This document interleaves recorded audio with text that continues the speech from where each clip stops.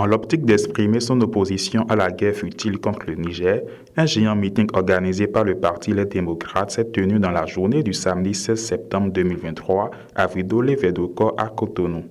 C'était l'occasion de voir les députés du Parti Les Démocrates se rassembler pour aborder leur échappe. Éric Ndete, président du Parti Les Démocrates, dans le souci de prioriser la paix et la stabilité pour la nation béninoise et celle voisine, décourage par ses propos les intentions des uns et des autres à vouloir créer les différends et tensions dans les États. Le Parti Les Démocrates vous demande d'aller dire aux zélés qui veulent engager notre pays dans la guerre de revisiter l'histoire de notre pays pour comprendre qu'il y a 60 ans, précisément en octobre 1963, le Bénin a connu des affrontements violents avec le peuple frère du Niger. Ces tensions ont engendré de profondes blessures, entretenu des rancœurs et une défiance qui ont pris des décennies à se cicatriser. Les conséquences ont été dévastatrices pour nos compatriotes vivant au Niger, qui ont été contraints de tout abandonner. C'était comme par hasard, à la suite du premier coup d'État intervenu au Dahomey et qui a renversé le président Hubert Maga. C'est le même entêtement qui anime les dirigeants de la CEDEAO en ce moment, qui avait caractérisé à l'époque le président nigérien Hamani Diori, qui, pour venger son ami personnel, avait transgressé toutes les règles du vivre ensemble pour laver cet affront. Le colonel Alphonse Ali s'est mis à la tête d'une expédition guerrière punitive contre le Niger. Mais heureusement, arrivé à Malanville avec sa troupe, une voix lui a parlé, celle de la Providence. Parce qu'une guerre, on sait lorsqu'elle commence, la fin est bien évidemment incertaine. Cette histoire douloureuse devrait nous rappeler que les conflits, même s'ils sont nés de bonnes intentions, laissent des cicatrices profondes et durables sur notre peuple. De plus, notre histoire regorge de témoignages des dévastations que peuvent vous causer l'entêtement et la précipitation dans les guerres. Chers militantes, chers militants, béninoises, béninois, citoyens de ce pays, allez dire à ceux qui font l'apologie de la guerre et qui se disent plus intelligents que nous, depuis 2016, d'aller interroger l'histoire du Dahomey pour apprécier les ravages de cet entêtement à s'engager dans une guerre. En tant que nation, nous avons l'obligation morale de prioriser la paix et la stabilité, non seulement pour nous-mêmes, mais aussi pour nos voisins. Le Niger est plus qu'un pays voisin pour nous. C'est un partenaire, c'est un allié, c'est un frère de nombreux Béninois qui étudient. La majeure partie de nos importations alimentaires provient du Niger. Il en est de même de notre exportation, sans parler des autres activités économiques, commerciales, vitales, qui relient nos deux pays, comme celle du port d'Alada et du pipeline en construction pour le transport du pétrole nigérien. Une guerre aurait des conséquences désastreuses pour ces relations précieuses et pour l'économie de notre nation. En tant que peuple, pouvons-nous vraiment soutenir une intervention qui risque de rouvrir ces plaies douloureuses du passé et compromettre notre propre survie économique?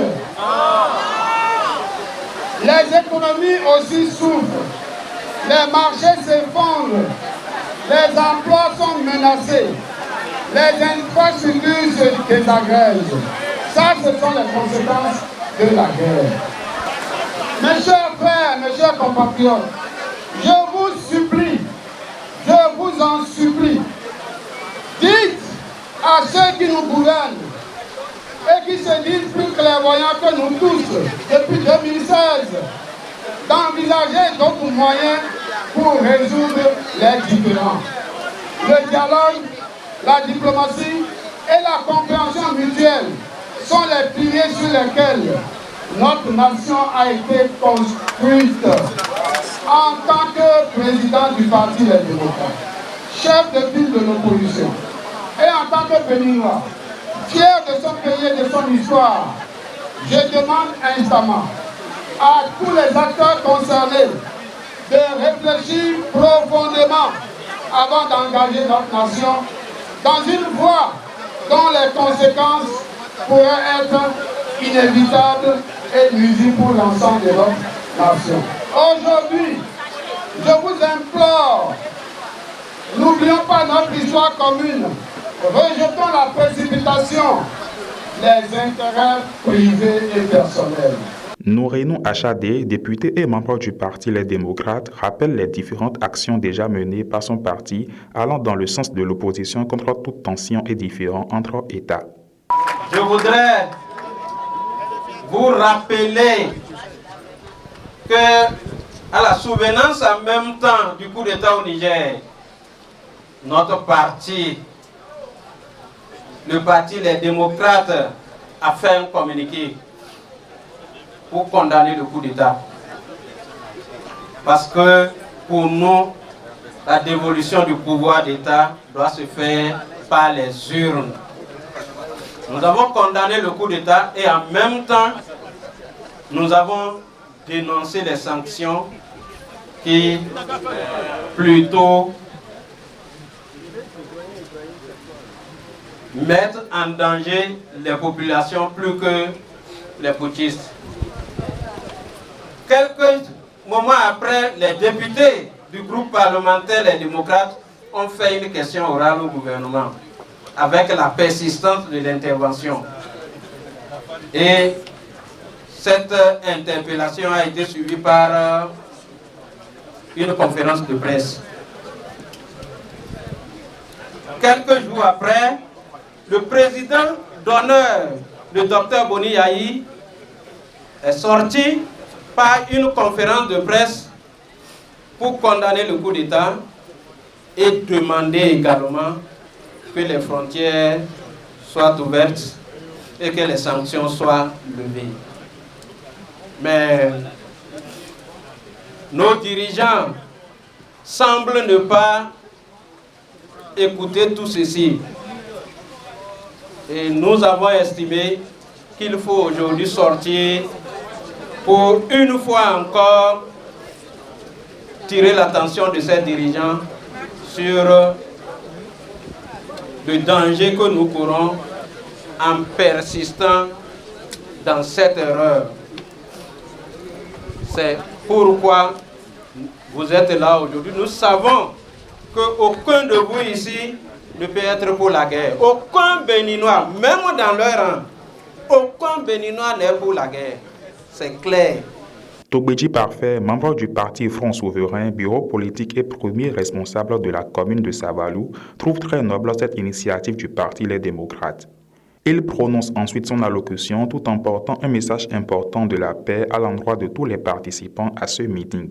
Le Front Souverain est à vos côtés aujourd'hui.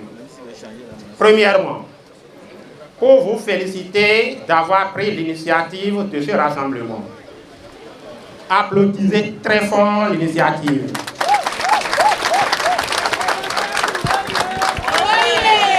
Deuxièmement, c'est l'occasion et le lieu de féliciter aussi tous concitoyens et concitoyennes, toutes les organisations de la société civile et partis politiques qui se sont joints à ce rassemblement. De notre histoire passée, nous savons que c'est lorsque nous sommes divisés que l'impérialisme devient fort, très fort et capable d'aggraver cette division pour nous dominer et nous soumettre. Nous sommes décidés à ne plus créer cette faille, ce manque de solidarité qui a été fatal à nos aïeux et a permis l'esclavage et la colonisation. Certes, quelle société ne connaît pas de dissension sociale interne? Mais lorsque qu'apparaît le danger venu de l'extérieur, comme c'est le cas en ce moment contre nos frères et sœurs du Niger, au front souverain, nous laisserons toujours de côté nos problèmes internes pour favoriser le combat collectif, la lutte commune, celle qui doit garantir à nous tous notre survie. Voilà donc en quelques mots notre raison d'être parmi vous aujourd'hui. Pour dire non à toute intervention militaire contre le Niger.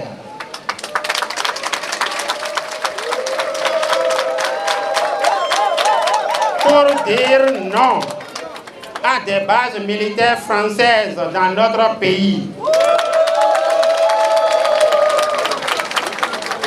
Pour dire non à la présence des forces étrangères en général, françaises en particulier sur notre territoire.